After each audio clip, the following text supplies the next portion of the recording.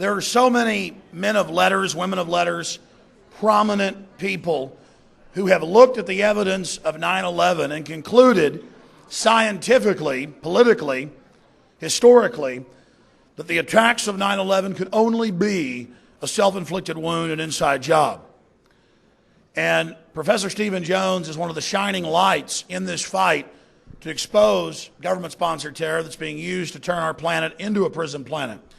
Professor Jones, of course, has written and published in some of the most prestigious scientific peer-reviewed publications in the country. He has engaged in research projects studying different scientific developments for the federal government. He is a doctor of physics from Brigham Young University, and he is trained and taught at many other prestigious institutions around the country. And I would hope tonight he would get a little bit into how he woke up, the evidence of the fact that it's impossible to bring down those towers with simple jet fuel, and then his research of the thermate. This is one of the most important developments in the last 4 years, almost 5 years, in the fight to expose 9/11. So please welcome him with a warm round of applause. Stand up for him. Took a lot of courage to do what he did. Professor Stephen Jones, Doctor of Physics and Archaeometry, joins us right now for the keynote address. Dr. Jones.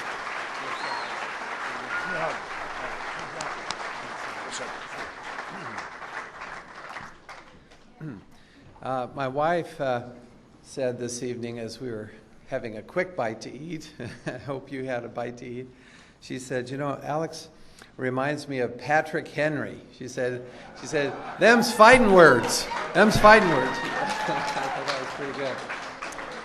Okay, so let's see, there we go. Great. That's always a relief to see that the slides are going to work. So I'll present some answers to objections and questions. I will talk about thermite and thermate as we go along. And I decided to take this approach. You know, as I meet people, I get lots of questions. And I thought, well, how about if I answer some of these questions that I get all the time? Okay, the first one is, where is your famous, or some say infamous, paper published? I just am curious how many, and there's the address, or you can Google on, you know, if you Google on Jones thermite, the first thing that comes up is Alex Jones thermite. And I think my paper is second, but that's okay. Okay, you'll see. Just a question, how many of you have had a chance to look at this paper? I just wonder here. Okay, good. Okay, but not everybody. So there's a chance for you to read that. It's in Espanol and Japanese, and I think Finnish too right now, but I'm not sure where the Finnish website is. Okay, I'd like to announce tonight the Journal of 9/11 Studies. This now will contain other scholarly papers.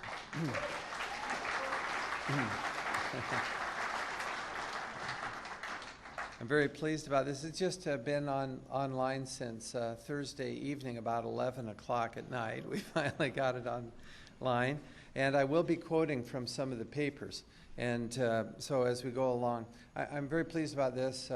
Other academics are also providing papers. And this will, and it does, contain now 5 already peer-reviewed papers. And we'll talk about the importance of peer review as we go along, what that means, how it helps us to sort out fact from fiction. It's part of this modern scientific method, really. So a question, how did I get started in my 9/11 studies? I had various nudges over the past several years. Had a friend, Steve Crowley, kept saying, you got to study this, and other friends. I didn't really do too much until I went with my wife. She took me to a lecture by Sarah Monet in Utah. There were about 300 people at this lecture, and Sarah was talking about various things, and she said, if you think those buildings came down on 9/11 just because of a few hijackers hitting the towers, you have major surprises ahead of you. And I thought, and the audience just burst into applause at that, you know, when she said that. And I didn't. I just was sitting there, well, what is she talking about? I don't know what is going on. But you know, you can give nudges. And you think, you have a badge on. I see you've got one, Bob, and that's good. But if you have a badge that reflects 9/11, dang, I forgot my badge. Here I am saying that. But anyway, sorry. But so a little something, bumper sticker, something that gives people nudges. You'd be surprised. You get a few nudges, and then someone looks at it and looks into it. Maybe they'll go to ST911, which is our Scholars for 9/11 Truth site that Jim Fetzer and I co-chair now. Jim was really the founder, and I'm co-chair with that. But anyway, if they get onto a good site, then pretty quick they'll be able to find out for themselves. And that's really what I did. I went to WTC7.net, and I saw the collapse of Building 7 for the first time. And that is what did it for me initially. You know, here it is.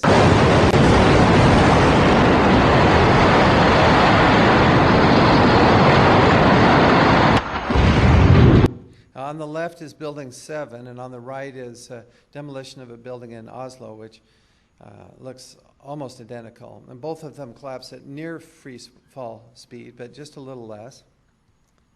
Here we go.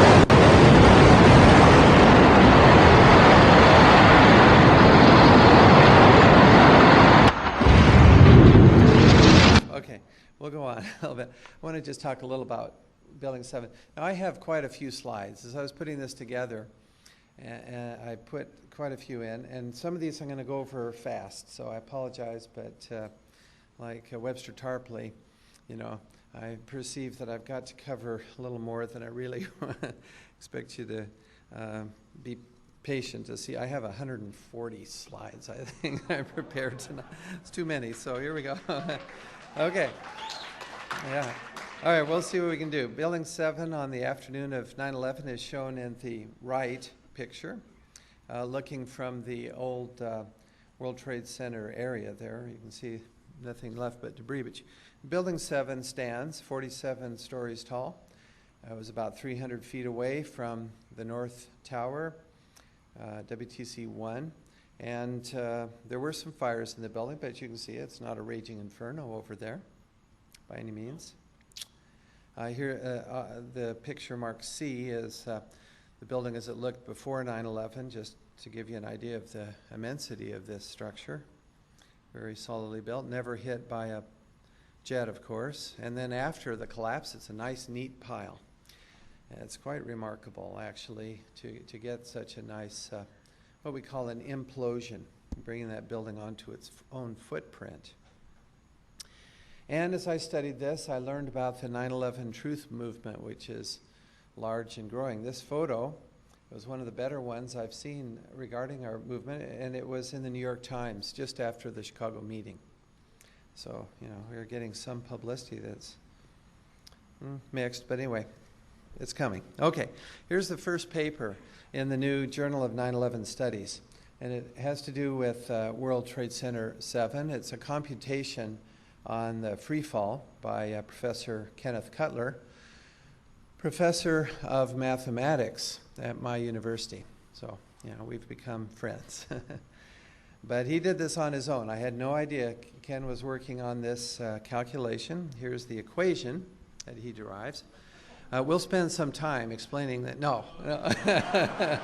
I won't bother you. Okay, no.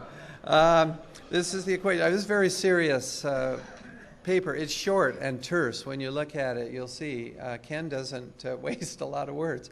He uses equations and comes to some conclusions. Let me go back to his introduction, actually, which talks about the conclusions. A short computation, he says, focused on Building 7, favorable assumptions for achieving a fast fall, including ignoring resistance due to intact steel columns. You see, so that's ignoring a lot.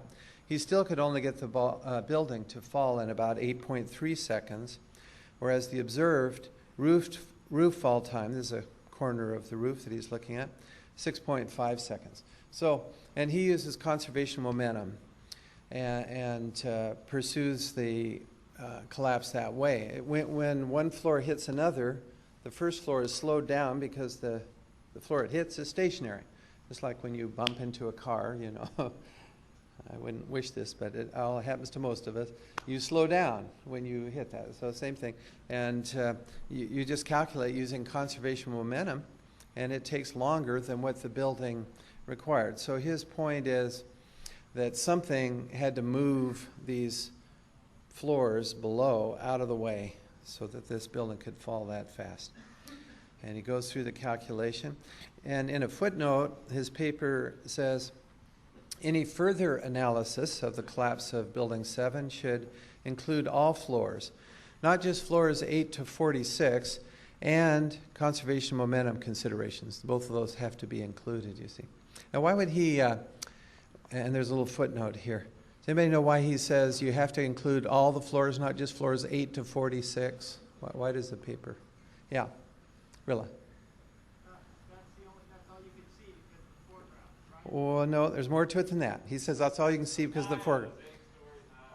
Okay, let me show you what it says in this reference. If you look it up, NIST, National Institute of Standards and Technology, had decoupled their study of Building 7 from the study of the towers. Now, their report on Building 7 is not out. It's been delayed, and they finally contracted with ARA. I can't remember the name of the company, but it's ARA in Albuquerque, to analyze the collapse of Building 7. And here is what they said that this subcontract to ARA would have them do. Create detailed floor analyses to determine likely modes of failure for floors 8 to 46 due to failure of one or more supporting columns. Now, look, folks, this building is 47 stories. Why did they say, we only want you to analyze floors 8 to 46? Well, I'm not quite sure, but you know, I mean, in Cutler's paper, he says, look, I considered all the floors. If you're going to do a decent job, you have to consider all the floors. I have a guess why they didn't consider the lower floors. Because there's some funny business going on. They also, NIST won't so far release to us the photos or any videos that they have regarding Building 7, and I believe that if they did, we'd find some evidence of some real funny business. But now, with this publication, you see what this does. It says, okay, we've studied it. When you analyze it, you now have to consider this because it's a published paper. It's been peer-reviewed. And in your analysis, ARA, you have to consider these factors. If you don't, we're watching. You know, this is not good science. And furthermore, this business already of limiting, you know, it's putting blinders on, don't look at anything but floors 8 to 46. I'm just appalled that NIST would provide such an unscientific restriction. Come on, people, we got to look at all the data and not just floors 8 to 46, okay? That's amazing. It's just remarkable, you know, from a scientific point of view, they do that, but they did. Okay, if a collapse is started, what happens next? You ever think about that? So let's grant somehow the tower starts to collapse. What happens next?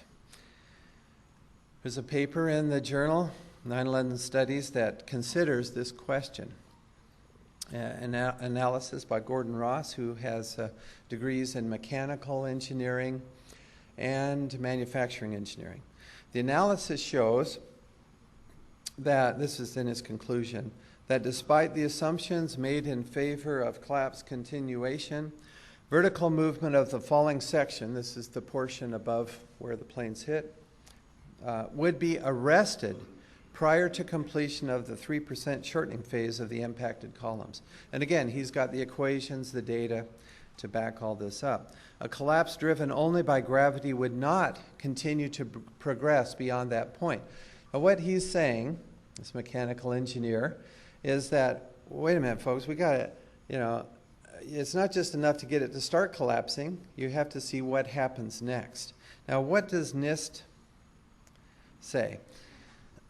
In their report, which they put out, was last October, as I recall, September or October, NIST said their report on the towers The focus of the investigation was on the sequence of events from the instant of aircraft impact to the initiation of the collapse of each tower.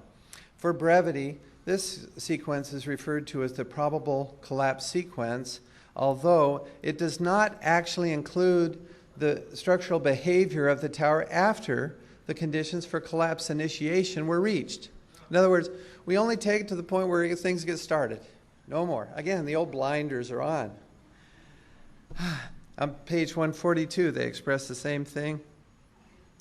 Their computer simulation, which they resorted to because their models, back up a second, the NIST actually contracted with Underwriter Laboratories to build models of the World Trade Center floor trusses and test them, the floor assemblies, and subject them to severe fire tests.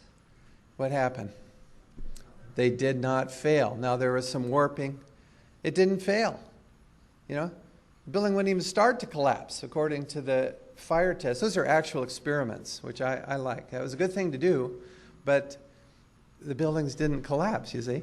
But so then they went to computer simulations and they got things to fail, but only to the point where it starts to collapse. Excuse me. What happens after that? I'm a scientist. I want to know, does this thing keep going or does it stop? NIST. The results were a simulation, again, they resorted to that, of the structural deterioration of each tower from the time of the aircraft impact to the time at which the building became unstable, i.e., was poised for collapse. Now, what Gordon Ross here is saying, the mechanical engineer, is saying, look, we'll take it the next step. We'll see. And he uses conservation momentum and conservation of energy. These are laws of physics, the fundamental laws of science now, conserving energy and momentum. And he says, here's what happens when you look at all the energy losses and everything.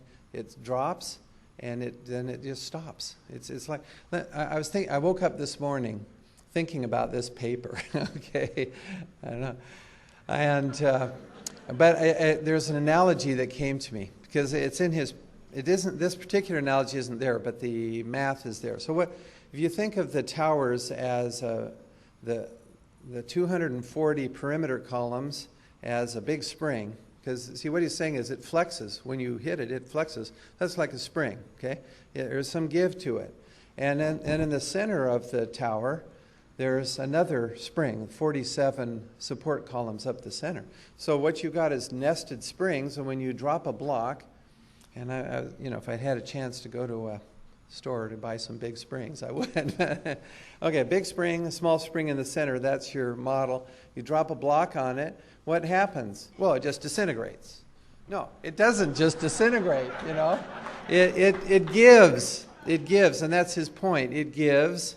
I mean, I suppose it's possible it could, but as he goes through the math, it doesn't disintegrate. It gives, and then that's it. The collapse does not continue. Amazing paper. I hope that he'll be here and give me a break. I'll listen to Gordon talk and explain it a little more. So we call the NIST final report, this is a forum we have in our scholars group, the official pre-collapse theory. Because it doesn't really talk about the collapse. It's only pre-collapse, you see. So this is the pre-collapse theory.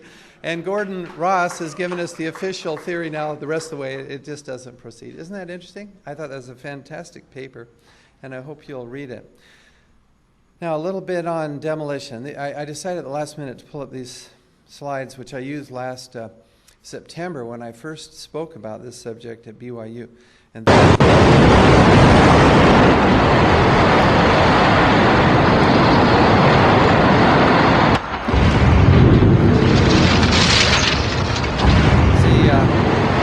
how you take down a building with explosives.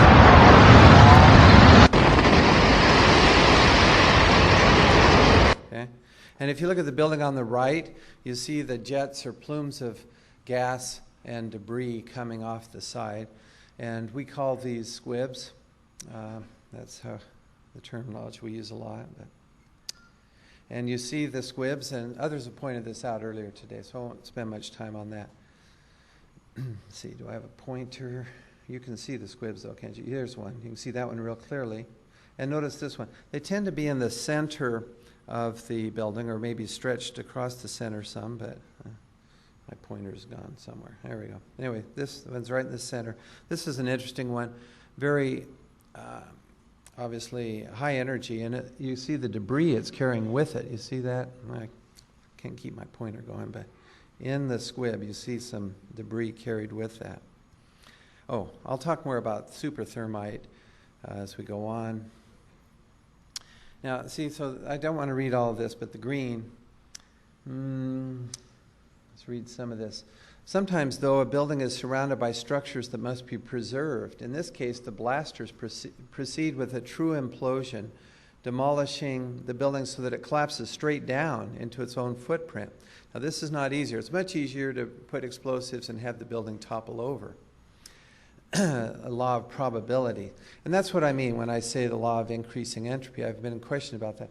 What I'm talking about is the probabilities here. I'm using it in the broad sense of this law. That is, there's much more opportunities for the final state to be toppled over than just straight down. There's only one of those, and there's a lot of others, you see. So that's what I mean. This feat of bringing a building straight down onto its own footprint requires such skill that only a handful of demolition companies in the world will attempt it. Well, what the heck? Just put a few random fires in there, maybe some damage, and you saw the towers, they just fall straight down. I mean, what's all this? What, you know, see what I'm saying? What's all this, right? Okay. And you better patent that one real quick before somebody else thinks about it. You know, just some random fires in the building. Hey, it'll come straight down. It's great. You know, quit paying these companies all this money. Okay. No, seriously, when you demolish a building, and this is the point. You see, look at the picture there. You can read if you want, but I'm not going to spend too much time. But the point is important that the way the blasters generally proceed is first and second blasts are way down low. You pull out the supports. Pull is the term. Yeah. You pull those supports on these columns. Remember, these huge columns are supporting this building. Well, you've got to weaken the building. And sometimes they do pre-cutting, actually. They go in and cut the supports, weaken things before. Or you can do it, as it says here, with blasts, which I think there's, well, Willie Rodriguez, right? He was down in the sub-basement area of the tower. It was at the North Tower. And he hears this huge explosion just before the plane hit, he reported, okay? Now, why would you do that? Well, you want to weaken the building down low, you see. Now, the official theory is that all the weakening due to planes, a plane in each tower, and then fires, all of that was in the upper levels. Huh? So again, it won't work. I mean, okay, so let's see if okay, let's look at some squibs,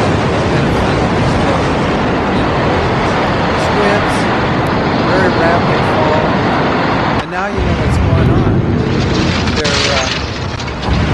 They're destroying the lower, the internal columns way down first, and that's consistent totally with what Willie Rodriguez reported, yeah? His observation. And he said, I asked him, did you hear of other explosions? Yes, and others reported it too, around floors 8 and so on. So that's just what you expect. You got to cut those lower columns. Now here's another way then to do controlled demolition if the official theory is correct. I mean, you know, the planes hit up high, floor 80 for the South Tower and floor, gosh, was it 90-something for the North Tower. So think of it. All you have to do is put a few explosions in the upper floors. Don't worry about the sub-basement columns. And set off the explosions. Do it randomly, because after all, the fires and the jets, that was just random damage. Just set a few off randomly on the upper floors. And lo and behold, watch that building come crashing straight down. No, it won't work. Of course, Gordon Ross directly approached that. But, you know, can you see how it's really quite, I mean, it's just such a stretch. Now, I actually interviewed what the official story is. It's just a stretch. And I'm glad to see people like Gordon Ross saying, okay, it's kind of crazy what you're saying, but I'm going to go through and look at conservation of energy, conservation of momentum, the fundamental bedrock laws of physics, and we will see what happens if you start, I'll give it to you. Let that whole block just start all at once somehow, just as a whole block, nothing in the way, collapse down. What happens? And what happens is the other columns below are cold. You know, there's not all this fire down below. Well, they're strong, and they give. Yeah, it's like a spring. It's a real stiff spring, but they give. And they're interconnected, and it's like a tree, you know, it gives. In fact, it's designed to give against winds, and it's like a tree, as the way Professor Wood puts it. Judy Wood, she's the co-editor with me on this new journal, and she's at Clemson University, a mechanical engineer. Anyway, it's a structure that those internal columns give, okay?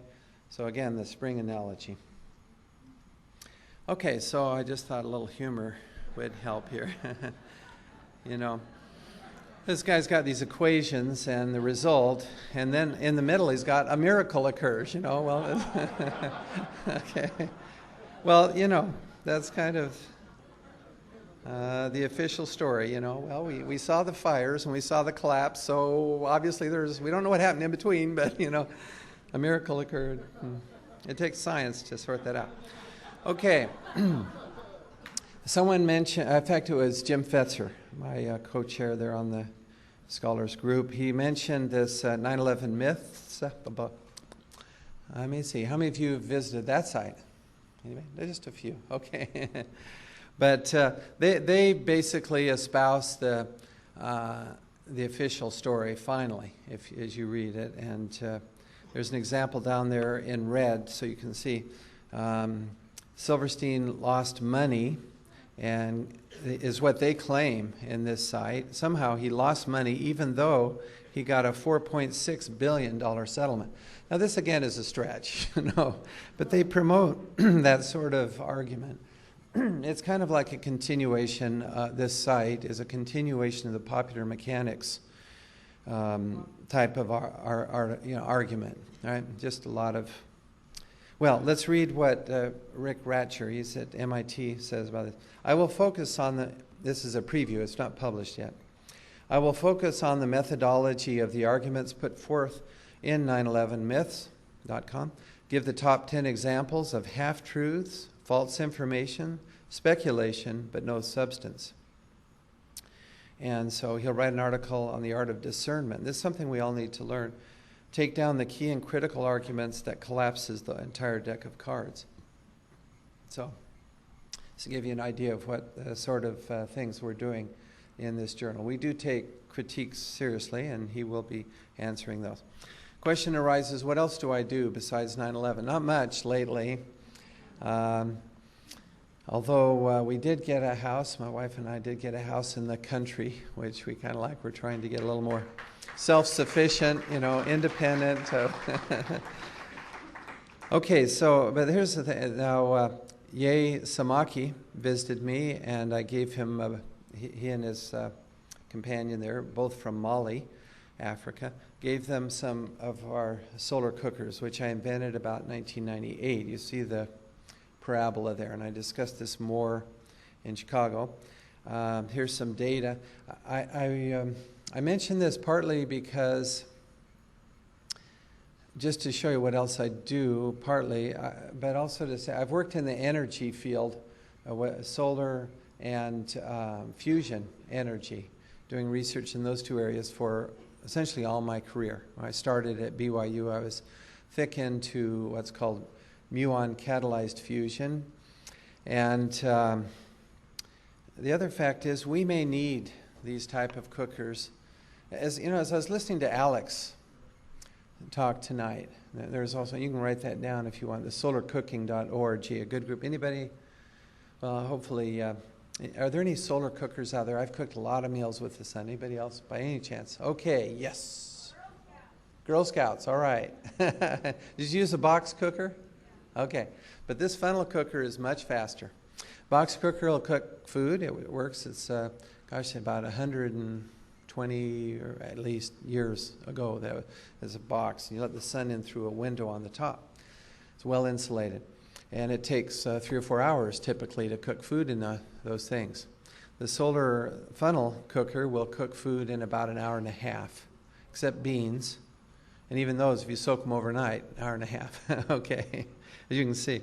And on the right, there's, and also lower left, a cooker that uses charcoal briquettes, so on rainy days, you have a backup. Now, here's what I was thinking as I was listening to Alex talk. And we'll talk about the dust. I'll go over it kind of quickly, though, tonight because of, we're all getting probably a little tired. Some are hungry. My wife got me a treat, so I'm not real hungry, fortunately. But I know some of you are. But anyway, the point is, I had to agree with Alex. It's clear from this dust episode, this highly toxic dust, and the thousands that are sick, many are dying. Some have already died because of this toxic World Trade Center dust. Okay, the point is, our leaders seem willing to lie to us to our hurt. Now, this is not a pleasant situation. And it occurred to me as he was talking, what would they do? We take for granted our infrastructure, electricity, water, transportation. What if they cut, just an example, what if, to get us to buckle under, for example, I don't know, they don't like us, made them mad somehow. But if they cut off the grid, cut the power, bing's gone. I don't have my flashlight with me, so we're all stuck, but we could probably make our way out. Now, when the power is off, it's very difficult to cook food. We have electric stoves, but even if you have a gas stove, well, a gas stove actually you probably could, because you could light it with a match. But how about your furnace? That has a thermostat. It's not going to work it won't work without electricity. So we get stuck in a hurry. Well, you can take care of heat with warm clothing. And I'm sorry, I just don't think that we can take for granted that our grid is going to last. It's actually quite fragile. I don't know, in Southern California, are you still having the rolling blackout thing? No? It's gone. They fixed it? Enron did that to you. Okay, well, they didn't like you, I guess. But anyway, the point is, it could happen again, as much as we hate to admit it. And the solar cooker is one way to prepare, so you can cook food. You're independent of the grid. You don't have to be afraid of them saying, we got your grid cut off, but, we blame it on Iran. And, so wait a minute. I don't need the grid because I've made some preparations. Okay, so we share values. And I noticed Alex talking about this too. We share values of truth, caring for others. We care about long-term concerns. We love our country, our Constitution. These are values that prepare us in this struggle in which we're engaged. And these are my motivations here. Okay, this is the next question. Doesn't your work on cold fusion discredit you? I'll let you be the judge. Published a paper in Scientific American with Professor Johann Rafelsky, a good friend of mine, who is Jewish, by the way, a very good friend of mine, in July of '87, so it goes back a ways. And notice the title of our article, Cold Nuclear Fusion. Now, this is talking about muon catalyzed fusion, which I won't go into in detail, but it really works. There's no question about it. We achieved the record that still stands today, 150 plus or minus 20 fusions per muon. And this is it's an elementary particle, and during its lifetime we get 150 fusions, which is quite good. That's about 3,000 MeV of energy released. So, yeah. Okay, in April of 1989, we published a paper. Notice Rafelsky is with us again, and colleagues at BYU, on a different type of cold fusion. But it's still, cold fusion just simply means fusion at room temperature. So the sun has hydrogen in it, and the centers of the atoms, the nuclei, come together and stick. That's fusion. Energy is released. And of course the sun, that's hot fusion. And we're talking about fusion at room temperature, or below actually, but approximately room temperature. Our record was achieved in liquid deuterium, tritium. Those are forms of hydrogen. But anyway, in liquid, so it was at about 21 Kelvin. It was very cold. But that's where we had the record number of fusions with muon catalyzed. Now here we're talking about fusion in metals and fusion in the earth. And so it's published in a peer-reviewed article. Of course, this is Nature. It's one of the most prestigious, along with Scientific American, publications in the world. And it was peer-reviewed for reviewers. I assure you, this was not an easy thing to get this paper published. It was published. And 9 years later, we have Kasagi, and then shortly after Zursky, confirming finally our results with 100% reproducibility, which is one of the touchstones of good science. You have to be able to do it every time. And gosh, that makes me think about the towers. You know, there's so many examples of fire and damage in buildings where they didn't collapse. In fact, all except on 9/11. And so where's the repeatability for these guys? You know, I mean, if fire will bring a building down, why didn't it happen at the LA Bank building? You know, and well, the tower itself, one of the towers that had a tremendous fire, and the Madrid building, and the building in Caracas, and so on. You know, these huge structures with fires, they never collapse totally. Now there's partial, of course, collapse. That's different. But I'm talking about total, straight down collapse. That's only 3 World Trade Center buildings. Repeatability. Okay. Thank you. Okay. So those are interested in cold or metal catalyzed fusion, which is not all of you, probably taken a chance to read that, so I'll go on. But just to say, the method here, what finally, see, in science generally, you do experiments, and finally you get something that's a breakthrough. You nail it.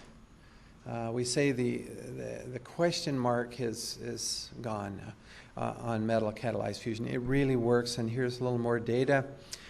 I mean, we expect the materials on the right, for example, that whole list, those behave like theory predicted they would. Our hypothesis, which goes back to 85, a paper we published in Journal of Physics G, is that no, their metals should catalyze, that is, enhance nuclear fusion. Some metals will do better than others. I realize you're not too excited about that. Maybe you are. I'm excited about this. Okay. Finally, confirmed after 9 years. Like it's been 5 years since 9/11. I'm sorry I was late getting started, but we'll get this problem solved. Okay, now, so what is the scientific method? Alex asked me that. And I thought this is a good thing to go through because some of us need a little refresher. We've seen it in school, most of us. But, you know, we get all these ideas, and some of them, you know, I realized the question, did planes hit the towers or not? That's the one that's kind of divisive. And also, you know, what hit the Pentagon? That can be divisive too. I've noticed that. Okay, so how do we proceed to sort out fact from fiction? First, in science, we gather observations. We look at the data. We make some hypothesis. It's okay to speculate. That's the next step, really. The third step is crucial, and this is the key to the modern scientific method. We perform experiments to test our hypothesis. Okay? And that generates data. Now your guesses can't just be all over the place. You know, you're stuck. You have to make sure your hypothesis fits the data. And very often this requires a refinement of your hypothesis and more experiments. So that iteration goes on some right there, doing experiments, refining your hypothesis. And finally, you publish in a peer-reviewed journal. Now that step has been in place since the time of Isaac Newton and was worked out by the scientists as a way of putting discipline in investigations. Okay, so I mean, let's see. So I can count on probably about 20 peer-reviewed publications now. I'll show you. Not quite that many available to us yet, but there's anyway, I'll show you where you can find those. These are the ones that have been peer-reviewed. Means if I've got a PhD, then other PhDs have to review my papers, basically. Okay, and so it's a peer. It's someone that knows about what you're talking about. Okay, and they review your paper. So the paper that you have online that I wrote, it was reviewed. Actually went through 2 peer review processes, and I don't think I'll go through the reasons why that happened, but the last time it was reviewed by 4 PhDs, 2 of whom were physicists. That's peer review. And I'll tell you, my paper changed substantially what you see now on the internet from what was first there last November. And a large part of that change was because of this peer review process. It's a very, very good thing. And so if somebody says to you, well, let's see, what's something they say? Well, let me think. I'm trying to think of some off the wall. Without offending. Okay, you know, there's these missiles, maybe a shot from pods underneath the jet. Okay, that's a possibility. But there's nothing peer-reviewed out there on that. And if someone writes up a paper, they submit it to our journal, that's great. We'll send it out to people to review.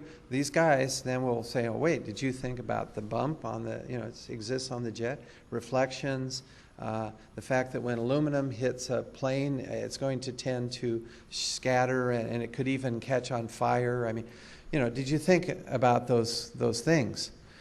And, you know, I'll give you an initial burst. You probably haven't heard that, but that's just something that comes to mind. So that the point is you get the input, and so it's a filter. So you have these ideas, and in order to be published, you have to go through this filter, which is like running the gauntlet, and then you have peer-reviewed papers. Okay, so here's the scientific method then generally is we start with the facts, and we determine what conclusions can we withdraw from those facts. The unscientific method, we start with a conclusion, and then we find facts to support it. And you laugh, but this happens all the time. And so now you say, wait a minute. What is I put on the book there, Muslims did it. I put that there. That's the foregone conclusion. You know, Muslims did it. We must attack Afghanistan and Iraq. That's the conclusion. Just find facts to support it. This is called, I call it putting on the blinders. We only look at facts that support the conclusion. This is bad science. Another example of extremely bad science is the steel shipped to Asia, melted down and destroyed. So here we have this ancient scientist. After years of relentless study, laborious research, and numeral calculations, I have ascertained that no 2 snowflakes, there's 2 snowflakes that are exactly alike. So what does he do? Right. He just destroys the evidence, right? Now this is called pathological science. In fact, if you read down there at the bottom, extremely pathological science to destroy evidence. But this is what they did. And we need to call them on that. That's extremely bad science. And I hope, you know, as we proceed now with scholarly studies, we must insist that no more data be destroyed. Okay, so you can ask then, when some idea comes along, has that idea passed peer review and been published? It brings discipline, you see, and helps sort out fact from fiction. That's one of the main things I wanted to talk about tonight. So we have the Journal of 9/11 Studies. There are 5 papers in there. We have the Hidden History of 9/11, 2001, Paul Zaremka, a professor. And this is in Research in Political Economy. That just came out last month. It's available on paper form, book. And David Ray Griffin's book, this is the one that my paper will appear in. My paper is also published in Global Outlook, which I appreciate Ian publishing that. So that's available. Okay, now the question I get, are there any publications that support you or refute you? Structural engineers in the new civil engineer, as soon as the NIST report came out, jumped on this. They pointed out as a well-respected civil engineering journal. World Trade Center disaster investigators at NIST are refusing to show computer visualizations of the collapse of the towers, despite calls from leading structural and fire engineers. This is a serious rebuke or complaint, you see, against the NIST report. Let's read down here. NIST should really show the visualizations. This is University of Manchester Professor of Structural Engineering, Colin Bailey. Otherwise, the opportunity to correlate back to the video evidence and identify errors in the modeling will be lost. Well, they just refused to do that. A leading U.S. structural engineer, not named, said the software used by NIST, remember, all they had finally was a software model because the real models didn't fail, you know. Please keep that one in mind. That's a good one. You know, when you're on the radio, yeah, well, they built models, you know, and when they subjected them to extreme fire conditions, these are World Trade Center tower models, you know, floor assemblies, they did not fail in actual fire tests. So yeah, those are experiments. That's solid data. And that, by the way, pointing that out is what got Kevin Ryan fired, you know, he said, wait a minute, these are actual experiments, you know. All right. And these guys, these engineers here are complaining about the lack of routine visualizations, which are done with the finite element modeling that NIST did. So, FEMA report, likewise. I just look at in the middle there. Respected members of the fire protection engineering community are beginning to raise red flags. The structural damage from the planes and the explosive ignition of jet fuel in themselves were not enough to bring down the towers. Fire engineering has good reason to believe that the official investigation blessed by FEMA is a half-baked farce that may already have been commandeered by political forces whose primary interests, to put it mildly, lie far afield of full disclosure. Now, those are not just mild, you know, complaints. Those are, you know, calling a report a half-baked farce is as strong a language as I've ever seen. You see? I mean, it's not like I'm alone in this. This is not crazy to challenge the official story.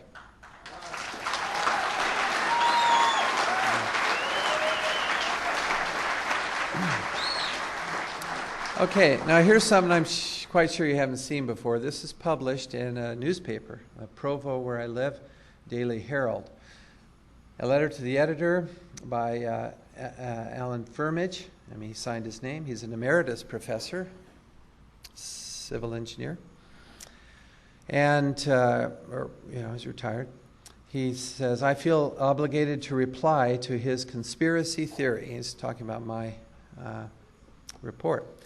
And now in yellow, the structural design of the towers was unique in that the supporting steel structure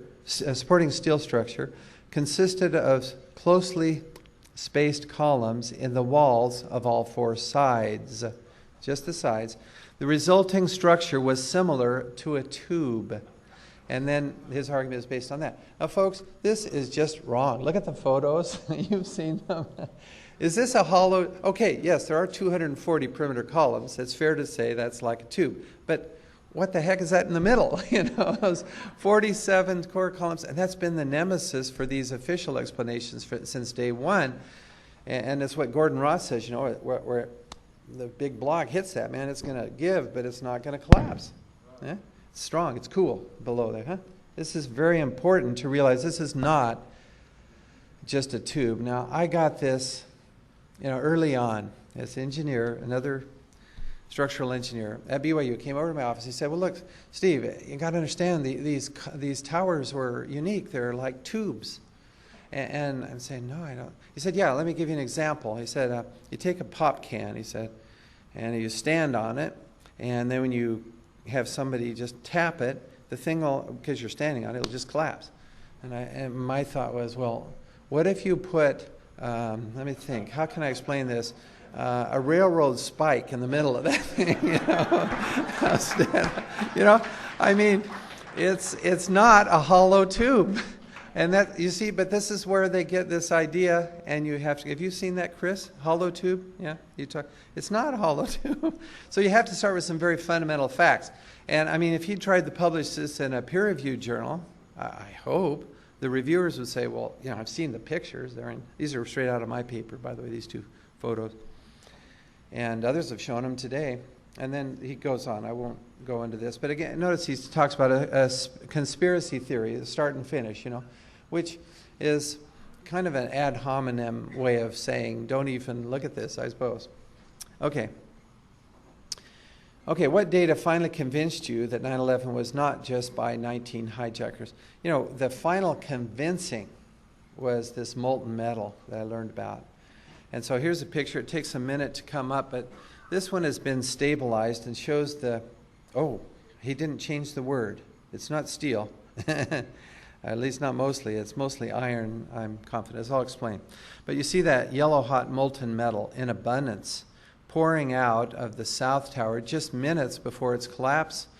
And as you get to see when it actually collapses, it fails at the same spot. I mean, it twists and buckles at the same spot. So this molten metal is a very significant event in the history. Oh, look at the white smoke coming off. Did you see that? That ash. That is totally consistent, again, with thermite. The yellow to white hot molten metal. And as the metal splashes against the cement, the columns there, you see the white interior. I mean, it's extremely hot, this molten metal. Here's a picture. It's mentioned in an appendix in NIST report. I'm going to start talking about thermite. And I'm using the term thermite generally. If you add sulfur and some other goodies, yeah, that's thermate. But I'm just going to, it's the thermite class. And so I'm just going to use the term thermite for thermite class. The technical word is aluminothermics. So that's a mouthful. I'll just say thermite class reactions. But characteristic of thermite burning is this unusual flame. It's actually a reaction. It's white. You see it there in the middle? Between the 80 and the 83, right between there, that white, hot reaction region. And then again, the white dust coming off. Well, that's just what you expect with thermite reactions. Pardon? It's about 4 minutes it starts, and then it continues for several minutes. I mean, this is a lot of molten material. Thanks. Not just a cutting. Yeah, but it's pouring out of there. Yeah. Okay. So the plume of smoke that comes off now is this white ash. NIST says that this is consistent with it being molten aluminum. But when I first saw that, I had worked with molten aluminum previously, and molten aluminum at all temperatures, I mean up to when the pot, which is steel, is yellow hot, you pour out the aluminum still looks silvery. And I'm getting ahead of myself a little. We'll show you those photos, but it doesn't look yellow hot aluminum when it's pouring in daylight conditions. I'll skip that one. Dr. Pitts said it's probably, okay, molten aluminum from the plane. Somehow got across the floor, you know, some distance away, flowed, and somehow got up to yellow hot. Now, aluminum melts at a temperature which would be red hot temperature. It melts about 600 centigrade. And so, but yellow hot is around 1100 centigrade. And so, you know, how do you get it up hotter? And even if you do get it hotter, it still looks silvery. I mean, this notion that this could be aluminum from the plane is just really not going to pass peer review. Okay.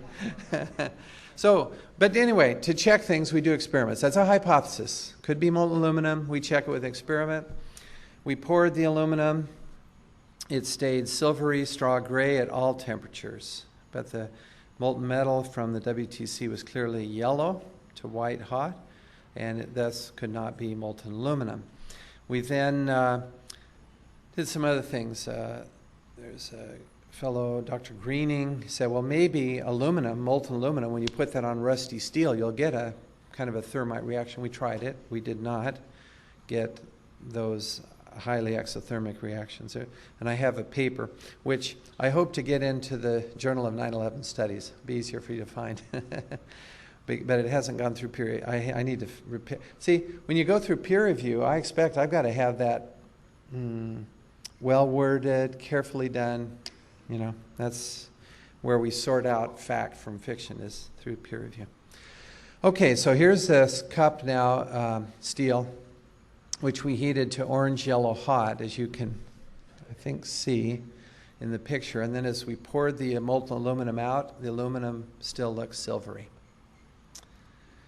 Okay, thermite, aluminum powder plus iron oxide, which gives you the aluminum oxide, which is the white plume, and molten iron. Now so here's a little more detail on that. I threw this in at the last. Thermite type reactions. You always have aluminum powder. And if it's just finely divided, you get incendiary. This means it reacts slowly, and it can cause fire, and it can melt through structural steel, but it's slow. There's no explosion heard with an incendiary because there's no explosion. It's slower than that. Now, on the other hand, if you go to ultrafine aluminum powder, there's a little chemistry here. It's very important, though. And also ultrafine the metal oxide on the other side, iron oxide typically used. I list some other oxides. Anyway, then it will explode. So thermite, again, you know, there's this whole range of materials you can add into the thermite. I've listed in there. And then the fineness of the powder determines whether it burns slowly as an incendiary or immediately and as an explosion. You can do it both ways. Okay? Thermite is extremely versatile. And I would add that there are no tagans. Now, I'll come back on tagans, but in conventional explosives like TNT, RDX, HMX, there's a tag, a chemical tag. So when the explosive goes off, the tag survives. Investigators can come and look, and they say, oh, this has got some, you know, this tag in it. Tagant is the term they formally use. And now we can determine where this explosive was purchased, and blah, we catch the guy. But with thermite, there are no tags. Very clever stuff. Aha. Okay. And look at all the oxides you can use too. Very versatile. I mean, you can mix it up and make it do all sorts of things. Okay, so we did experiments with thermite. On the right, you see this there at BYU. And this was actually my daughter, bless her heart, got me going on this. She did this for a science fair project. I want to do thermite, you know. And I said, okay, Shelley, yeah. And so, you know, here we are. And I see the white ash coming off. It's really quite dramatic. Now this, she had a stopwatch, and she said, okay, we'll time how long it takes for the thermite to slice through the steel cup that we had it in. And so, you know, we tried timing it, but you know what? We added sulfur. We just went to that reaction first. So it was really thermate, and it was through it. And I mean, you couldn't even, it was just through, and there's this white hot molten iron dripping out the bottom of the steel cup within just a fraction of a second. We couldn't time it. It cuts so fast. And of course, thicker steel, it will take a little bit longer. Sure, could take a few seconds. Well, I mean, you can actually time it. Okay. So we compare this molten metal, this white to yellow hot molten metal, with our experiments, and the white ash drifting off, and gosh, they look very much the same. Now that was the condition. Oh, yes. I mean, we've done more experiments now on this. I mean, it's just, it's like Alex was saying, as you get more data, it just keeps adding and adding, leading to the same conclusion. Thermite was deliberately planted in these buildings. I mean, that's the conclusion we're tending towards. Okay. Yeah. In fact, I'm just going to mention this as it comes to mind. So there's another professor at BYU, Professor Campbell, young, bright, very clever physicist. And he had heard I was doing these experiments, and I'll show you the data in a minute. You know, we've actually analyzed now the composition using an electron microprobe and other methods. But anyway, he says, "Oh, how's it going?" And I said, "Well, it's mostly iron. It's not, there's little aluminum, but it's not much." He says, so it's not, molten aluminum. I said, "Yeah." And then he said, "Well, what else you got in there?" "Well, there's very little chromium." He says, it's not the structural steel that melted. No, it's looking like thermite, isn't it? "Yeah, what else you got in there?" I said, "It's got sulfur in it." He said, "Well, what does that do?" He didn't know. So I said, "Well, when you put sulfur in, now when that molten iron hits the structural steel, it makes the steel melt much faster because it forms a eutectic." "Oh yeah, eutectic, of course. It'll just slice right through that stuff." And he says, "That's exciting. You're getting results. We're finding out." And he said, "Oh, but that means..." And he said, and he did. He reacted just like that. And he said, "Well, I'm excited for your results, but I'm sad for our country," is what he said. He's a good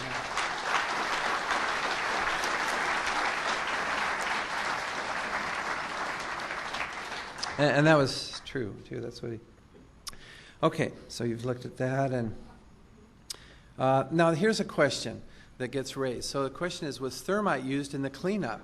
See, this is a legitimate question. So I asked Robert Moore, who's one of our scholars, and he has looked at hundreds, probably thousands of photographs. And he says, "I've seen no evidence for the use of thermite by rescue workers or the cleanup crew. Much of their work has been photographed and is widely available. Why would they create hotspots around other more significant hotspots?" As you know, there's this molten metal. Most of you know that. I'll show some more on that. In fact, you see it here already. This yellow hot stuff before cleanup began, and Sarah Atlas saying the molten metal, she thought it was steel, and by the way, Loiseau thought it was steel too, but no, we've now analyzed it. This is molten metal, primarily iron. There's some component of steel when you slice through steel, but not much. Anyway, this molten metal flowed in the pile of ruins, still settling beneath our feet. This is one of the very first responders that got there. And you see this molten stuff kind of settling in the pile. They used a lot of thermite, looks to me like. Anyway, why would they use thermite in a cleanup? This would be pretty crazy. It's extremely dangerous stuff, very hot. But somebody raised it. It's just an example of one of these, I call it off-the-wall ideas. Somebody said, "Whoa, maybe they use thermite in the cleanup." Well, these enormous pools, we see the metal flowing out of the building. Even in cleanup, that's not going to explain that, and so on. Now, they did use oxyacetylene torches. This is part of our answer. Thermal lances also could have been used, and probably where we're trying to pin that down. Michael Berger, a friend of mine, is looking into that with one of the workers there. Just so you know, a thermal lance, this I learn when I answer these questions, so I don't mind them totally, even if they're off the wall. A thermal lance, or thermic lance, or burning bar, this is out of Wikipedia, is a tool which burns iron in an oxygen environment. Now, this is not thermite or thermate at all. It's burning iron, literally, in an oxygen. So you have, you see the tube that guy's got? He's got oxygen flowing up the tube, and you're actually burning a metal, iron, generally. And that will allow you to cut through structural steel, too. This, however, will not be confused with thermite. The residue is not like thermite. Of course, this would not be any confusion to us. Okay, let's go on. Here's one of these big chunks of previously molten metal. Huge quantities of the stuff. And here's another one you probably haven't seen. I wish we had more photos with detail, but you see this flowing material. It's kind of brassy looking in this view. Found at ground zero. Enormous quantities of this. This is how it's been since day one. Oh, it's unbelievable. And this is 6 weeks later, almost 6 weeks later. And as we get closer to the center of this, it gets hotter and hotter. It's probably 1,500 degrees. We've had some small windows into what we thought was a core at some point, and it looked like an oven. It was just roaring inside. And it's just a bright reddish orange color. See that stuff he's pulling out? What was that, Chief? We're gonna hold off on the water. See the stuff he's pulling out? Yeah. It's red hot. If we hit it too much steam, you won't be able to see what he's doing. Great. Yeah, and so you see, even weeks later, this metal as it's being pulled out. There's this red, orange, hot metal still being pulled out. Enormous pools under both towers and Building 7. Remember, Building 7 wasn't hit by a plane. And here's a photo of a chunk of this material from the south tower, about a 40-pound chunk. It's about 9 inches square and about 3 or 4 inches deep. And we have now a small sample brought to BYU for analysis, but I'm going to keep you on pins and needles just for a minute. I want to answer another question, which actually relates to this. Have you received any threats or bribes? Well, you be the judge. Here's what the guy says. There was a mechanical engineer, as soon as my paper came out, wrote to me and BYU administrators and engineers. He says, I'm quoting now from his email to, remember, not just me, but BYU administrator, the publication of this article can be stopped. I have the contacts to make this happen if necessary. I prefer to give you opportunity, speaking to me, to consider the consequences. You need to give this very serious consideration. This is an issue that is more important than any individual career. I think he was referring to my career. I'm very sure he was talking about that. Now, we had some give and take on scientific issues, which I welcome. And he admitted, as you see, we've talked about the squibs coming off. He said the North Tower squibs are interesting, are more interesting, and deserve more attention. They're quite similar to the material ejected at the Southwark Towers. If I can get this thing to show it again. Here's the Southwark Tower collapse. Watch the squibs, and you'll see, indeed, it's reminiscent of the North Tower. See, squibs coming off the center of the columns, and down they go. So he says, yeah, I admit, something, but, but then, December, I regret that you're still trying to publish your paper. In other words, shut up and get it off. There was enormous pressure for me to pull my paper off the internet for about a month. This guy was a large part of that. The fact that a paper passes peer review, which mine had been, and is accepted for publication, which mine had been, should not be viewed as validation of ideas unless the peer reviewers are really qualified to perform the peer review. He's challenging the peer review. And some of you notice that BYU Physics Department for just a few days, the Engineering Department for about 3 months, had statements challenging whether the peer review on my paper had been done correctly. And I believe that he influenced that. I have learned to appreciate the value of silence. Again, I interpret that as meaning shut up. Even, look at this, even in the case of superior data and information. That's amazing. You still want to be quiet about it. Wow. In contrast to studying things that could cause harm in some unexplained way, he had some comments, but the whole focus could be changed. And he goes through an idea here about something that could be researched. It's kind of clever, really. A low-velocity rocket fired from a helicopter to disperse fire retardants on a floor. Study this out. And guess what? I would be happy to contact the head, Tom Hunter, and the head of Homeland Security to see if funding for BYU could be found for research options for this purpose. His name, I've been asked that. And let me tell you something. If I tell Alex his name, if this guy, look, recently, ever since, when I started talking about thermite, I reported at a meeting of the Utah Academy of Sciences, Arts and Letters. Okay, my work on, so that was a formal scientific meeting. And that's why I feel, by the way, that information is public and I can now share it. You see, that's kind of the rule in science. First, at a scientific meeting, then you can go public. Anyway, at that conference, there was a reporter from Deseret News. She reported on my findings about thermite, which I'm discussing now. And it was in the newspaper. And it actually was quite a nice article, thermite, no tagans in thermite. She put that in there. He wrote, just like that, And he said, Jones should not be talking about thermite. And because it might tell terrorists something they don't already know. Now look, thermite, that was his excuse. And he says, again, I can get this stopped. And he threatened action. He didn't say legal action, but I assume that's what he meant. But he hasn't followed through.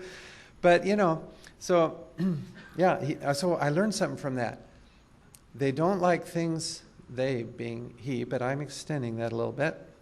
They don't like things in the media. That makes me want to get things in the media. And they don't like, right? and yeah, I mean, I'm not totally, look, and the other thing they don't like is a discussion about thermite. So guess what? I'm going to talk about thermite every chance I get.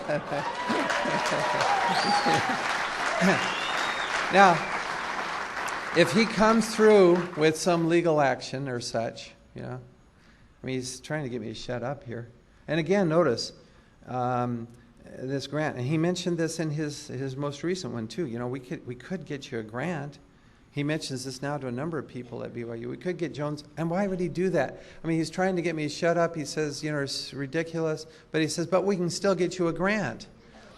And notice at the bottom, naturally, you're most likely to achieve the greatest success in such an effort, in other words, getting this money from Homeland Security, if you change course rather than continue to pursue your present effort. Name I will reveal if he does anything else that's and I'll tell Alex, he'll broadcast the name. He'll get thousands of emails. That's my little, in my pocket, secret, you see, right? and if you're listening out there, Mr. Mechanical Engineer who lives in the Bay Area, as I understand, then I'm not exactly threatening, but I'm not responding to your threat favorably. I will disclose your name, and I don't want your money from Homeland Security either. Thanks, Lynn. That's true. Okay, thanks. Okay, now, look, so you see what was going on at BYU. We're getting a lot of pressure. Now, the question arises frequently, has BYU muzzled you? Somebody said yes, but the answer really is no. This guy, this outsider, made arguments to have my paper withdrawn, as you've seen some of them. There were some others. But BYU, in particular my dean, supported my right to publish and said, look, this is academic freedom. This question about peer review was settled. And the way that was done, actually, my paper went to another publication, David Griffin's, and it went through another set of peer reviews, this time by 4 PhDs, and that settled the question. The college dean did suggest to me that he personally would not give media interviews, and I went with that for a while. You may have noticed I wasn't giving, but recently, since this guy, this outsider, this mechanical engineer, has told me to not talk about thermite, I've decided I will give media interviews. Okay. Now the latest results, which I would call compelling. But remember, these aren't yet published in a peer-reviewed journal, so I have to be a bit cautious as a scientist. And here we're back to this material, previously molten metal. Here's the data, which very few have seen now outside of BYU. And this is what that Professor Campbell was reacting to. On the left, we see abundant iron. Now the white means there's a lot of this metal, and the dark regions are where there is less of it. This is what you expect from a melt with other stuff in there. You expect regions of high concentration, which is the white bands, and then low concentration, which is the dark. And then on the right, you see aluminum, but it's definitely there, but in spots. It's not mostly aluminum, it's mostly iron. We can strictly rule out molten aluminum from the plains in this material. It's a big chunk, remember, from the South Tower. Secondly, we see, and there's iron again, upper left. On the right is chromium. and what that is just noise. There's no pattern. This is just background noise. In other words, there's very little chromium. Now, steel has a fair amount of chromium in it. We're confident that we can rule out molten structural steel, but we don't make that statement conclusively yet until we do some more checking. On the other hand, there's a great deal of manganese, but notice it anti-correlates. In other words, where there's less iron, I don't know, I do have a pointer, but 2 screens. Let's just try it over here. So the white regions, more iron, but then there's less manganese. And when there's less iron, dark regions, there's more manganese. That's an anti-correlation, which suggests that the manganese is not from steel. It's from something else. Now, potassium permanganate, which has manganese in it, is commonly used in thermites, aluminothermics. Here we see aluminum, upper left, potassium, again, potassium permanganate, you'd expect potassium, and sulfur in spots. So we see all of those. Most of the sulfur you would expect to be burned off, by the way, but there's still some there. And as Jim Fetzer mentioned, is in my paper too. Another group, and this is in FEMA Appendix C. You won't find it in the NIST report, which comes later, but for some reason they just don't mention it. This is that sulfidation, in other words, sulfur attacking steel at high temperatures, was found by Professor Barnett and Sisson. There's a little group there, Massachusetts. Good work. Evidence of severe high temperature corrosion, attack on the steel, including oxidation, we do see oxygen, and sulfidation, we do see sulfur, with subsequent intergranular melting. This is sulfur makes it melt at lower temperatures. Boom, it slices right through. Was readily visible, they report. And this is completely consistent with our observation and becomes a second corroboration, which in science now becomes compelling, if not conclusive. We're somewhere between compelling and conclusive right now. Now, I'll share with you there's some other elements which I'm not going to share because I just want to check them out first. But manganese in abundance, and lower right, you see the fluorine. Now, where in the heck does fluorine come from? That's unusual to have fluorine. Chlorine, yes, but fluorine, where does that come from? Well, in thermites, fluorine is present in an oxidizer, which we can all read this, a polytetrafluoroethylene. Okay, the fluoro in there is fluorine. And the potassium, manganese, and fluorine are often present then in the residue. Have you checked other samples? Yes. This sample clinging to this structure. And by the way, this is one of the things I think that was overlooked by these fellows that destroyed the structural steel. They allowed steel to be put into monuments all over the place. There's dozens of these, and there is this previously molten material clinging to these structures. Yeah. I consider that those are there, they're out in the public. So this brave woman, again, I'm not going to tell her name right now, but she, let's see if I can, anyway, she got a sample. Her husband actually put the monument together. He was a welder, and she saw this stuff clinging to it, and she said, well, it's going to be out in the weather. That stuff might get washed off or whatever. She gathered that off and put it in a bucket. When she heard about my paper online, she sent me this bucket of stuff, and it's got all this molten metal in there. Oh man, isn't that something? And that's the way we're proceeding. But we know where this came from. The provenience is clear from the World Trade Center. And this stuff has in it iron, sulfur, again, potassium, manganese, calcium. These are some of the, was it arson using thermite? Well, these are some of the characteristics of thermite. This is a way to cut through steel of substantial thickness. An invention goes back to 99 using thermite. This quoting, invention uses thermite, cut through thick stuff, substantial. These are super thermite. Remember what that is? Real fine thermite, so it's explosive. And this, you put electric current through this match. It's called an electric match, put an electric current through the wire, the super thermite's out here, and that will touch off then the thermite or super thermite. If you want an explosion, use super thermite. If you want it to cut without an explosion, like in the South Tower, you use regular thermite. It's clear. Oh boy, there's so much we can talk about. I'm going to have to skip some of this though.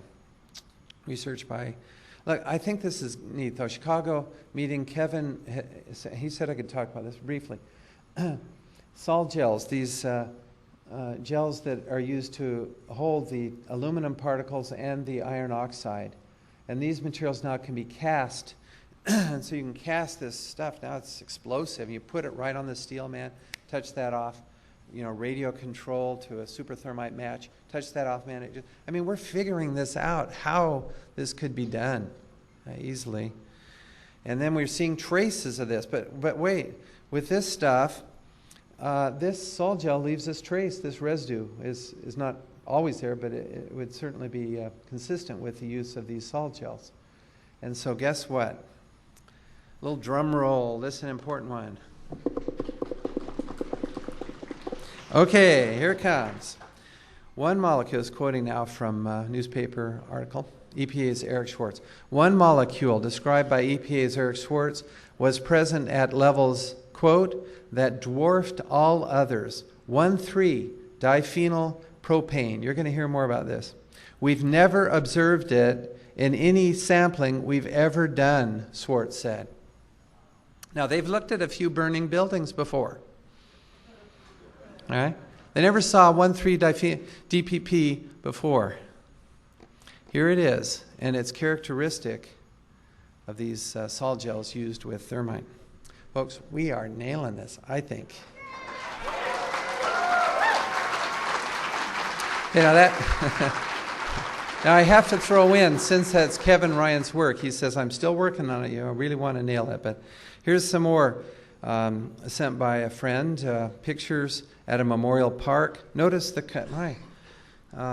If this was cut by, look at that, big jags. This is what you expect with thermite, holes in regions and this molten slag. See, we want to get some of that stuff and analyze it. We now have two different sources, but here's another one. Here's another one. Now, see that molten slag on this structural steel? Yeah, get it quick. I agree with you. And that's why I'm not saying where it's from. And I debated whether even to show these photos, but too late. We'll skip that one. I might get some... look, there are dozens, I think hundreds of these memorial parks around the world. So we have these photos. If mysteriously it disappears, that's more evidence, you know? So anyway, we've got enough probably, but I still like more. Okay. Can you prove arson with thermite? I'm quoting now from Materials Engineering, MEI, what is it? It's some group that does this study of thermite arson. This gives me hope. They say, in recent years, the use of thermite reactions as incendiary, what's that? Fires, burns slowly, and so on. Okay, as incendiary devices has gained popularity with arsonists because they are easily ignited, like with the super thermite match. They burn quickly, in fact, as quick as you want, really, can generate a very intense heat in excess of 4,000 Fahrenheit. By the way, this is published before 9/11. These substances are a mixture of copper oxide, of course you can use, I mentioned, iron oxide, molybdenum oxide, etc., potassium permanganate, other chemicals which can be homemade or purchased commercially, no tagans. Quoting out of the same article, when thermite reaction compounds are used to ignite a fire, they produce a characteristic burn pattern, which is white hot reaction region, white plume of aluminum oxide coming off, and then, the ash, and then the yellow molten metal, right, which later solidifies. They leave behind evidence. Boy, do they ever. These compounds are rather unique in their chemical composition. They contain common elements, depending on what you use, copper, iron, calcium, silicon, of course some aluminum always, but also more unusual elements such as vanadium, titanium, tin, fluorine, and manganese. And we see some other unusual ones, which, for reasons you can imagine, I'm not going to go into here in detail. But as we nail these, then I'll have them. We'll publish them. While some of these elements are consumed in the fire, many are also left behind in the residue, and that's what we're looking for. Now this is hope. MEI has conducted energy dispersive spectroscopy.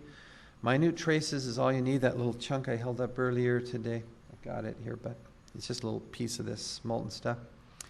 Identifying the presence of these chemical elements. We use that technique too. The results, coupled with visual evidence, which we reviewed just a minute ago, flowing metal, white ash, etc., provide absolute certainty that thermite reaction compounds were present, indicating the fire was deliberately set and not of natural causes. In other words, this really gives hope. You know, we're not talking about holograms or something, which could be proven. We're talking about hard physical evidence, you know, that we can analyze and nail this, and it has been done. So what's happening is turned into an arson investigation. Is really what it is. Okay, let's see. Time-wise, you guys are getting tired. Let me slip ahead to some of the more interesting stuff. We want to publish this, of course. Oh, scientific studies often motivate other investigations. Example, the blue dress. Okay, there was a certain scientific evidence, hard evidence, that came from that. And I really do think that already right now, the data are sufficiently compelling at this moment to motivate an immediate investigation of certain parties besides the 19 hijackers. Okay. Now, see, Jim addressed this Chronicle of Higher Education. I just want to mention, this is an article that just came out, but I'm quoting this Jean Gravois. Look down at the bottom. What happens when science tries to function in a fringe crusade? In other words, this is what we are, I guess, to him. But heck, I was really disappointed, John. I showed him this evidence on thermite, at least he was there at the Chicago meeting. I have some new stuff, which I've shown you, of course. But anyway, he comes and just calls it a fringe crusade. I'm disappointed in this guy. So, do I believe in fringe conspiracy theory? Okay, I'm quoting from Dick Cheney. To me, this is conspiracy theory. We saw on 9/11, 19 men hijack aircraft with airline tickets and box cutters and killed more than 3,000 Americans in a couple of hours. Now, if you believe that, that is a conspiracy theory with very little support behind it, in my opinion. And so I renounce this conspiracy theory. How's that? I renounce this conspiracy. This, to me, is conspiracy theory. Now, I want to mention a story real quick. One of my heroes from the past, Polycarp. He's a bishop of the early Christian church and lived in Smyrna. Do you know about Polycarp? I see him nodding a little bit, but okay, he's a great guy. Let me tell you about him. So here's this bishop. This was a time of empire that he lived in. Wouldn't that be awful to live in a time of empire? And the Romans, as you know, were persecuting and killing the Christians. Now, he's the bishop of this congregation, so Roman leader, soldier guy, what should I call him? I think he was a legionnaire, centurion, that's the word. Hauls him off, and they had this crowd of people gathered, Romans, persuasion, and they want to see this guy killed. And so he gives them a chance. He says, if you will denounce, this is a parallel now I'm drawing, if you will denounce Jesus Christ, I'll let you free. And Polycarp said, well, I'm an old man. He was about 80. It was about 90 AD. And he said, as soon as I learned of Jesus Christ, he became my friend, and I will not renounce him. And so the Roman centurion said, well, I'll give you another chance. If you will denounce the atheists, I will set you free. And you see, to the Romans, the Christians were atheists because the Romans had their own gods. We call it a myth now, but they called it their gods. It was a very powerful myth in their society. like 9/11, okay? And so what the centurion was doing, he said, I want you to renounce the Christians, you know, because they're atheists as far as I'm concerned. But here's what Polycarp did. He swept his hand across the Roman Empire people gathered there in the stadium. And he said, I denounce the atheists. I denounce the conspiracists. You see the parallel there? Okay, so that's the way I feel about it. That's the way I feel about it now. So I feel pretty strongly about it. And I did write some words to this. Maybe we'll do that sometime. But it's kind of, do you guys, who says Chicago? You want to do it real quick? Do we have time? And then I'll skip to the end. Okay, let's do it. Here's what you have to do to hear that. So we're going to sing words to that song. It is fun. I like this, and I'll get you into it. And every breath. Okay. Now this is Dale Tippett singing now to this. He actually sings better than I do.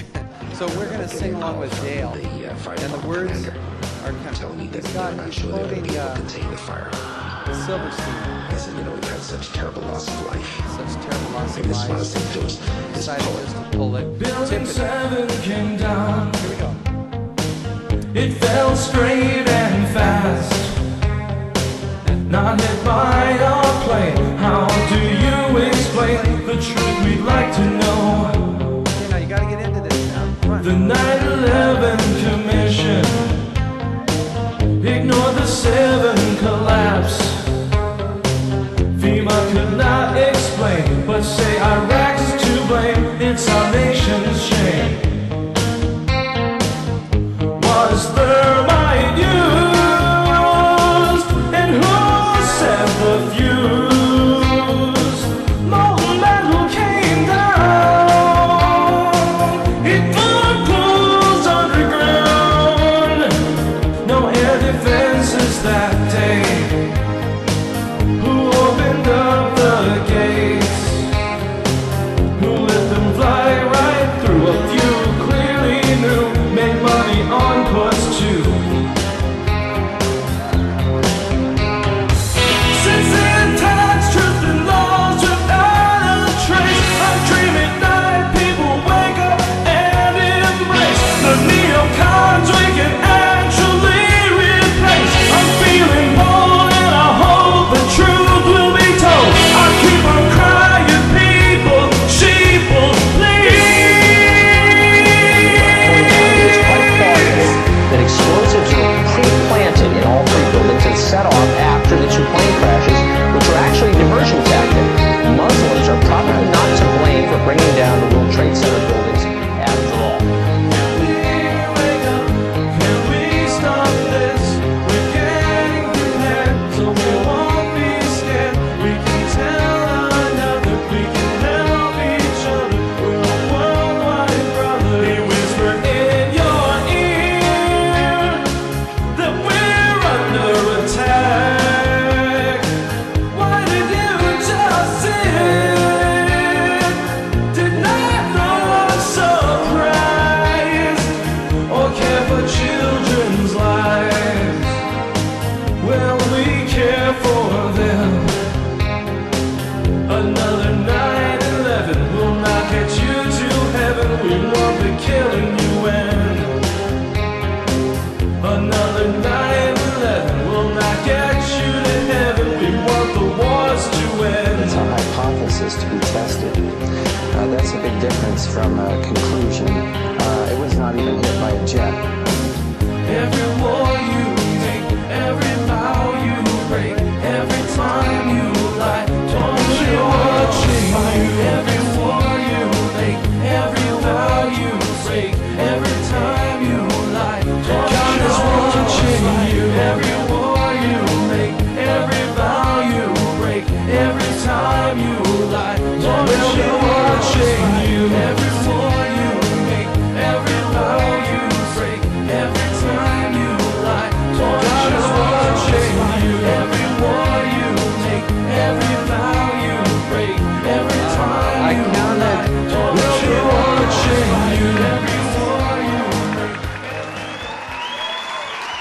Thank you. Thanks.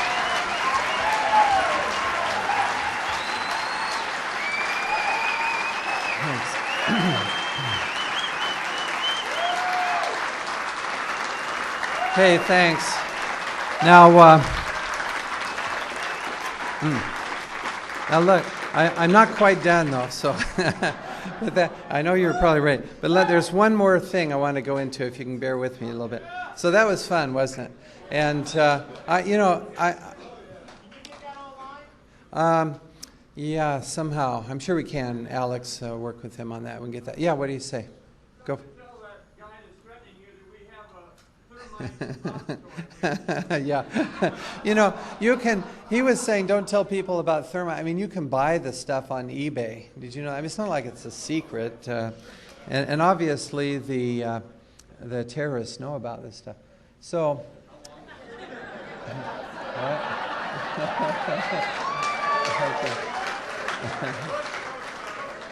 okay, let's go to about here. Okay, so we'll start with Ledeen. There's a lot of good stuff here. Ledeen is one of the neocons. They call themselves neoconservatives, you know.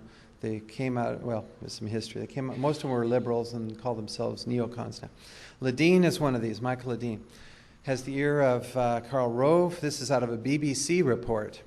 His view on the war on terror is clear. Ledeen said, Iraq is just one battle in the larger war. Bringing down the regime in Iran is the central act. This is scary. You can see these guys are after it. You can see the plan, you know. In his book, Ledeen said, this is chilling to me. In order to achieve the most noble achievements, the leader may have to enter into evil. This is the chilling insight that has made Machiavelli so feared, admired, and challenging. I don't admire Machiavelli. I believe in doing good, not murdering people for some. You know, it's ends justify the means. It's an old and very misleading philosophy. Richard Pearl, middle, we'll jump down there, again, BBC. For justice and liberty to prevail in the world, force, he's talking about killing, sometimes has to be used. It's nice to sit around and say we're in Europe, we believe in the rule of law, we believe in the United Nations, but this is before Iraq, you know. But Saddam Hussein is there, he's a dictator, and he has weapons of mass destruction. And are you going to do something about it or not? You see these guys' philosophy and how much they influence our policy, these neoconservatives. Could it happen again? Unfortunately, and that has been discussed. But here's a quote you may not have seen. This, believe it or not, is by Zbigniew Brzezinski. In the LA Times, April 13th, if there is another terrorist attack in the United States, you can bet your bottom dollar there will also be immediate charges that Iran was responsible in order to generate public hysteria in favor of military action. Well, I think he's right. But notice what earlier in this article, talk of a U.S. strike in Iran, this is the title of the article, is eerily reminiscent of the run-up to the Iraq War. Yeah. Well, he knows what's going on. He was opposed to attacking Iran, which is why he wrote this op-ed. Surely they wouldn't lie to us. Here I discuss the dust, and people have talked about this earlier. This dust is very dangerous stuff. It was known to be so. The White House directed the EPA to add and delete information based on how it should be released. In other words, the scientists said this stuff is toxic, highly dangerous. That was reported to the EPA. EPA initially, let me back up, had warnings. But at the White House's direction, now this is the National Security Council, the environmental EPA gave New Yorkers misleading assurances, these are also called lies, that there was no health risk from the debris-laden air. The White House convinced EPA to add reassuring statements and delete cautionary ones. That to me is already treasonous. You're hurting your own. You're supposed to defend people against all enemies, right? Domestic as well as foreign. Okay, so a lot of people are sick, unfortunately. About 15,000, BBC report April of this year. And some have died. Is this truth? No. Is it caring for others? No. Long-term effect. you know, this business of willing to actually, it's human sacrifice if you think about it. What Alex mentioned, the Aztecs, you know, I mean, this is weird. Oh, I just threw this in, the last two. Do we torture detainees? See, President Bush said we don't torture prisoners. And just shortly after he said that, I heard that on the news, there was the general in charge of Abu Ghraib who said, well, we made a distinction between prisoners and extremists. You see? So he says we don't torture prisoners. Well, we do. He didn't go to the next step, but we do make a distinction, and extremists don't have this guarantee. I got to get myself one of those black hats, though. I think they're cool. Okay, how do you feel? Let's see, not so good. Let's just read. National Security Council meeting is one of O'Neill's most startling revelations. From the very beginning, there was a conviction that Saddam Hussein was a bad person and that he needed to go. He says that going after Saddam Hussein was topic A 10 days after the inauguration. I swear to uphold the Constitution of the United States against all enemies. From the very first instance, it was about Iraq. It was about what we can do to change this regime. Now, everybody else thought that grew out of 9/11. No. But this book says it was day one of this administration. Day one, these things were laid and sealed. As Treasury Secretary, O'Neill was a permanent member of the National Security Council. He says in the book he was surprised at the meeting that questions such as why Saddam and why now were never asked. It's all about finding a way to do it. That was the tone of it. The president saying, go find me a way to do this. For me, the notion of preemption, that the U.S. has the unilateral right to do whatever we decide to do, is a really huge leap. You're giving me the impression that you're just going to be stunned if they attack you for this book. And they're going to say, I predict, you know, it's sour grapes. He's getting back because he was fired. Well, I think I will be really disappointed if they react that way, because I think they'll be hard put. But are you prepared for it? Well, I don't think I need to be, because I can't imagine that I'm going to be attacked for telling the truth. Why would I be attacked for telling the truth? He was attacked, yes, in case you were wondering. Isn't that, it's amazing. I mean, it's so many people. Obviously, the Constitution does not justify preemptive war. And oil, you know, they talk. This is about the same book, which is written by Susskind, who's on the tape there. Planning and vision peacekeeping troops in Iraq, war crime tribunals, and even divvying up Iraq's oil wealth. So, you know, a lot of, there's this big lie principle. We'll skip over that. Patrick Henry. We are apt to shut our eyes against a painful truth. Is this the part of wise men engaged in a great and arduous struggle for liberty, which we are engaged in?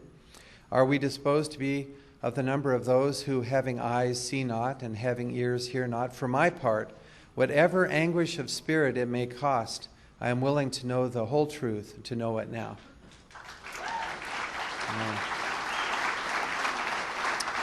Okay. I'll skip all this good stuff. And the Constitution.